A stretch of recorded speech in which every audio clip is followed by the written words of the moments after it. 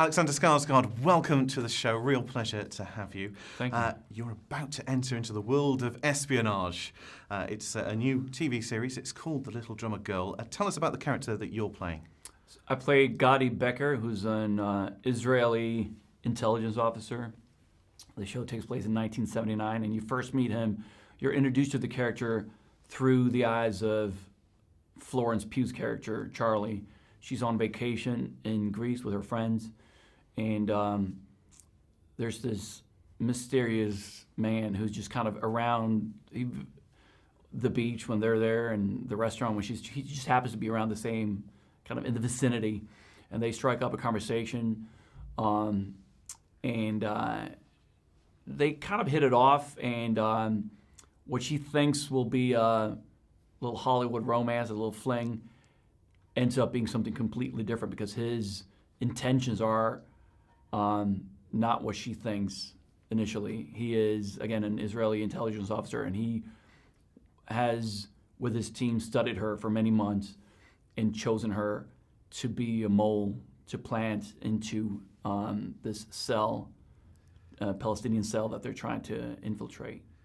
It's proper suspense and sort of covert intelligence stuff, isn't it? And I tell you what, it's actually a lesson to anybody.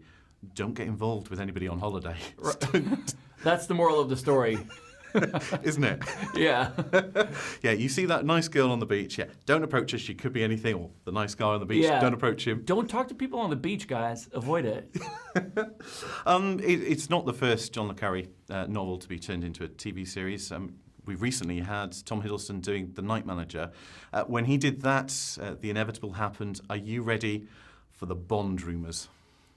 I can't. The Bond rumors about Tom Hiddleston. No, about you. I can't wait to see Tom Hiddleston as Bond. So excited! You're bound to get linked with Bond now. But at this day and age, who isn't?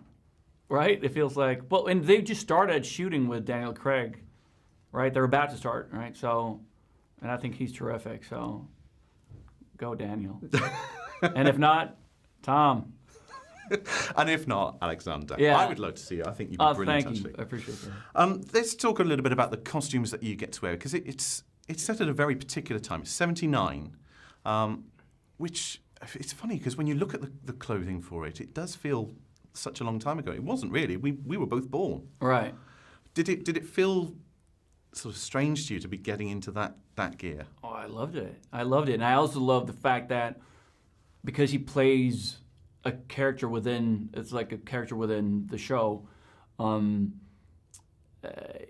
he oscillates between Becker, who he really is, and Michelle, the character he plays when he's coaching Charlie, basically, that the fictional love story, that they're creating when they're traveling through Europe, and that character is different and aesthetically very different from Becker. So that was quite fun in terms of just the costumes of going from Becker, who's more kind of restrained, to this flamboyant Michelle, who's definitely more of a playboy. So we would go back and forth and between the two.